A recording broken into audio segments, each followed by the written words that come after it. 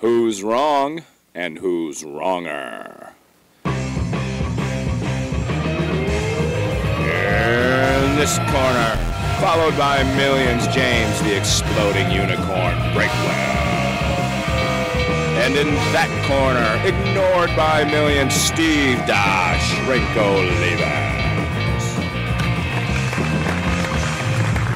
Oh my word, hello everybody, and welcome to Wrong and Wronger, the show with that man, Steve Olivas, and woo, my, he gives me the vapors. And the other man, James Breakwell, he gives me just a little bit upset in my stomach when I think about him.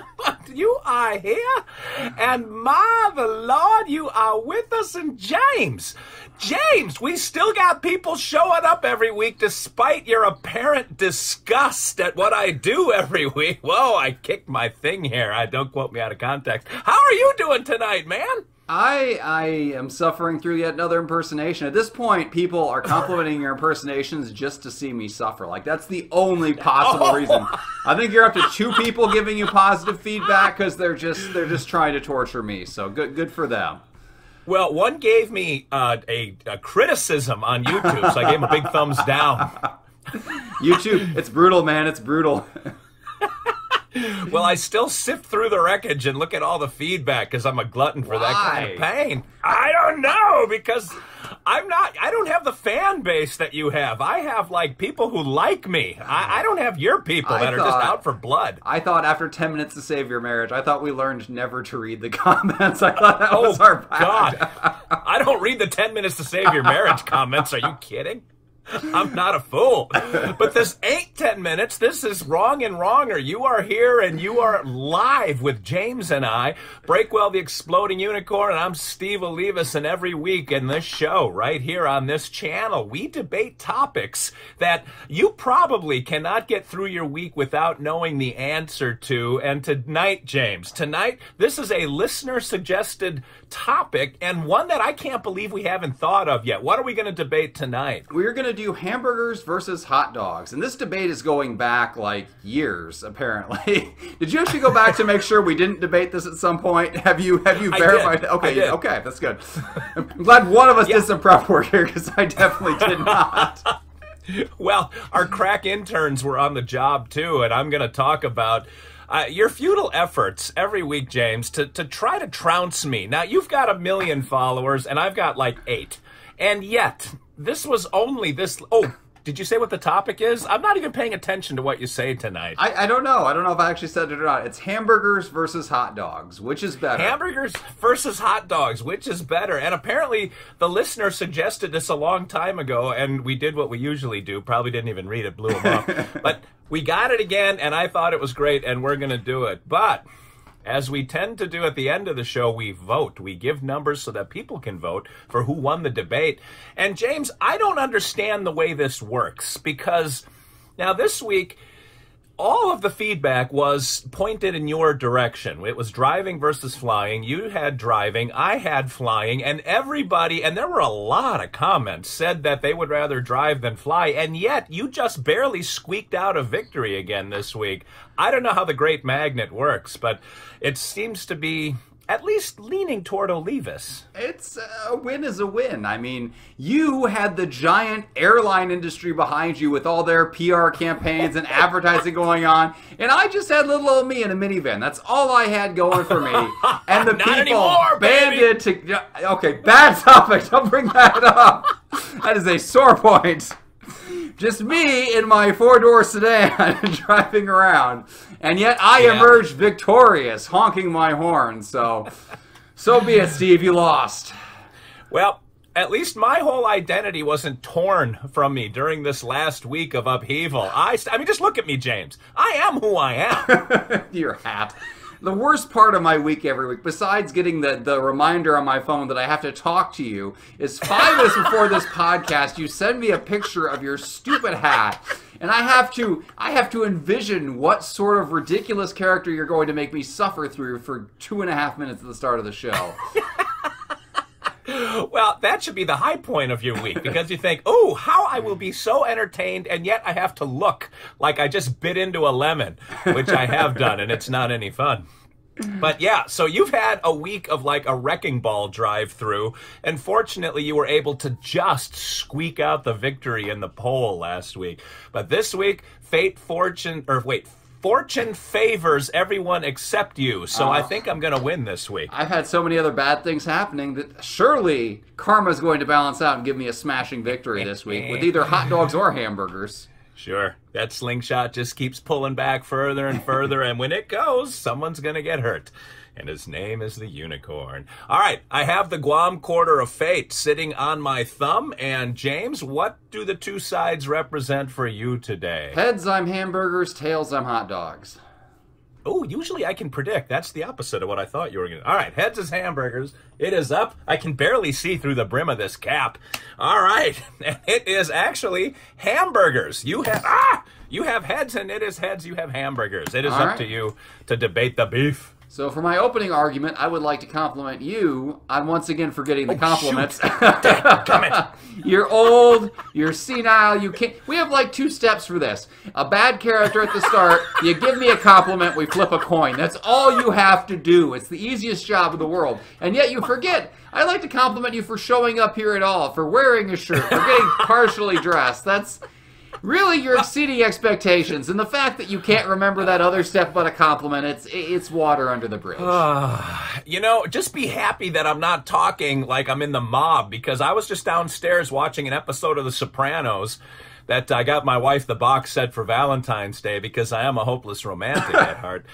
And she looked over and said, "Don't you got to record?" And I thought, oh, crap, I got to get upstairs. So here I am. Well, we were watching The Martian. I stopped watching The Martian to talk to you. You far straight to the... It is a good movie. And now I'm here. This is definitely a big step down. So let's get through this.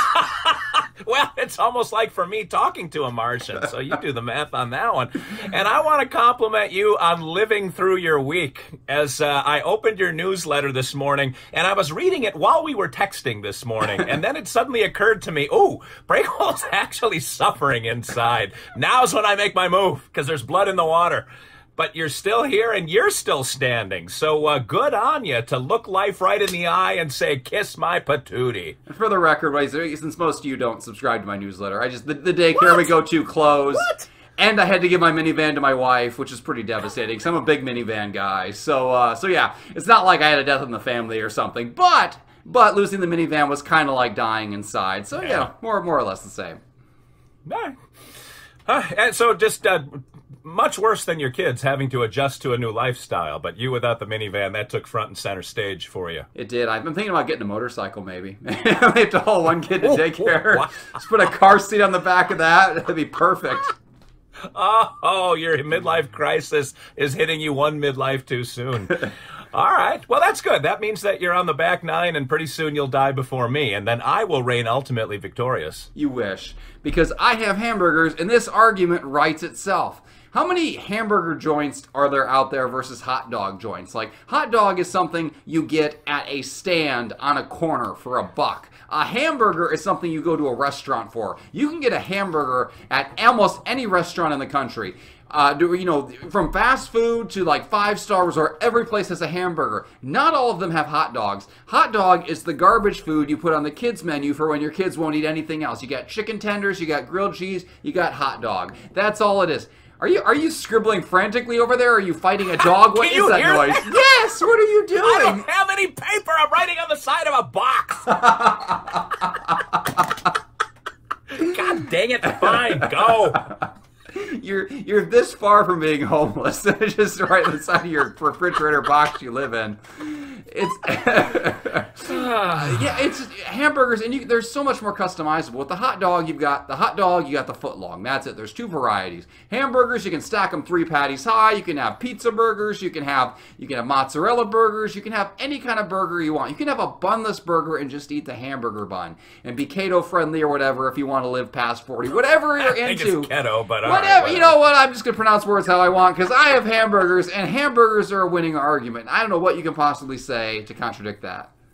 James, hot dogs are right in the saying about America. Baseball, hot dogs, apple pie, and I forget, it's like minivans, I think is what the end of it is. But hot dogs are right in there. Hot dogs is Americana, man. The 4th of July, you got fireworks, you have the birthday of our country, and you've got hot dogs on the grill.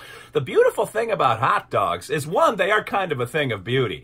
That a lot of things in nature are shaped like a torpedo. That dolphins, like, you do the math on where we can go with this. Hamburgers are ugly. Hamburgers look like they fell out of the ugly tree, knocked down every single branch on the way to the ground. Like, hamburgers are just they look like a turd that has grill marks on it. But a hot dog is lovely. And I forgot what I scribbled. Oh, read your see, box. I can't even read it because I'm left-handed. I have to reach across myself. You're left-handed? How do I just know this now? I could have been making fun of you for that this entire time. You need to give me all your weaknesses up front. I'd like a resume of them, please. Why is that a weakness? That's like a Mac computer instead of a whatever you call the other kind. A PC. If this were 100 years ago, we could burn you as a witch. Like, this is a big detriment here. Just we're in the enlightened, tolerant, modern age. I'm not going to let that slide. I got a beard and I'm wearing this hat. Like, burning me as a witch has nothing to do with which hand I write with. But you said how many hot dog joints are there, and I ask you how many filet mignon joints are out there? How many lobster joints are out there? Like, there's not that many because perfection doesn't go out to the masses. Out to the masses is when you can hammer a hamburger out of cockroach feet and assorted rat droppings, which is what a lot of the places you're naming do. Now, the hot dog is pure. Sure, there were stories in the 30s and 40s about hot dogs containing fecal matter or like the bones of your freshly vanquished enemies. But nowadays, hot dogs are made out of pure meat, pork, beef, chicken. There's turkey hot dogs. Like, it is the thing that God put on this planet to eat. That is the hot dog. And I had one other thing that I started writing when you called me out, and I can't read what it was either. But the hot dog, you can do so many things with a hot dog. You can eat it hot. You can eat it cold. Can you do that with a hamburger? Yes. You'd be a cannibal. No, who eats a raw hamburger, Breakwell? Raw. After you cook it. After you cook it. Just because your hot dogs come pre-cooked because they're garbage food doesn't mean that the hamburgers any worse. If you ever had a big hot dog or a big cookout and you have hamburgers left over, you eat those things for a week. You can eat them cold if you want. You can eat them hot. You can eat them any way you want. But you know what? As far as filet mignon joints, yeah, you ever heard of a steakhouse? I know you have. I've seen your Instagram account or your Twitter account. Whatever. My Instagram? How dare you? I'm not a 12-year-old girl. You're putting you have a huge Instagram account. My mistake. You're at the steakhouse putting ketchup on your steak. Because again, you're a left-handed monster. Everything is adding up now. How is this even relevant? Every restaurant, every town has the best steak place, and they have the best seafood place, and they have the best hamburger place. They don't have the best hot dog place. My God. Who on earth goes to the best hamburger place? Every place is Dom Perignon? I'm going to drop it right here. Bub's Burgers in the Indianapolis area. The best burger I've ever had. You get them up there. They're like the size of a pizza. It's amazing. Every town has something like that. You're making it up. You get your picture on the wall, Steve, when you eat the burger. I'll take you there next time you're up here just so I can watch you die of a heart attack. It'll be amazing. Let me tell you something. That brings me to my next point. How many cardiologists love their patients to eat all the hamburgers they can get their hands on because it allows the cardiologist to put a nice big pool in the back of their house? I have just listened to a series of books that says, you know what? Fat isn't really a big problem. You know what the problem is carbohydrates. There's a big debate now about where heart disease comes from. Yeah, that's right. I'm dropping science on you. So I'll tell you what. I will eat an all hamburger diet, and you go out there and you eat some baguettes and you eat your hot dogs over. We'll see who dies first. I'm guessing I outlive you by 20 years. But here's the real kicker. When I buy a hamburger, I know exactly what's in that. Beef. That's it. End of list. Oh. You might say, oh, yes, you can get all beef franks or all this frank or all that frank. You know what? That's the exception rather than the rule. Maybe when you're living in your 6,000 square foot cardboard box, you can afford those all one ingredient hot dogs. Well, you know what kids are being served at school? You know what they're being served at ballparks? It's the stuff that's all the entrails and all the little bits and pieces left over from other animals. You got chicken in there, you got pig, you got zebra. It's everything all mixed together. You could get a DNA test and you would find 45 different animals in there. But when I eat my hamburger, it's beef. And it might be 70% lean, it might be 80% lean, it might be anything else, but it is all beef. And that is what I will stand on. If you put a pile of hamburgers and a pile of hot dogs next to each other at a cookout, the hamburgers will be gone like that. They'll be gone. Absolutely not. Yes, and the hot dogs are there for the kids. After they get hot dogs are just easier to eat. They're more convenient. They're a better finger food. They're smaller. Like, people don't want to commit to the hamburger. You just commit to a hot dog. Like, you can get that down the hatch no matter how many beers you've had. If you're in the mood for a sausage, you eat a brat. Because you're an adult. Adults eat bratwurst. They Polish sausage. There's a hot dog right there. Hot dogs have the least flavor of anything you can get off of a grill. On the higher, name one thing that has less flavor than a hot dog on a grill. Don't you dare say hamburgers, because we both know you're lying. First of all, do not try to read my mind. You don't want to know what's going on in here, Breakwell. Just about anything other than the meat on a grill. People put corn on grills. They put vegetables on grill. I've seen people grill fish because they're serial killers. They're psychopaths. Probably left-handed, too. No, the lefties, we're God's special people. Which finger was Michelangelo reaching out with when he touched the finger of God? You were involved in the middle one.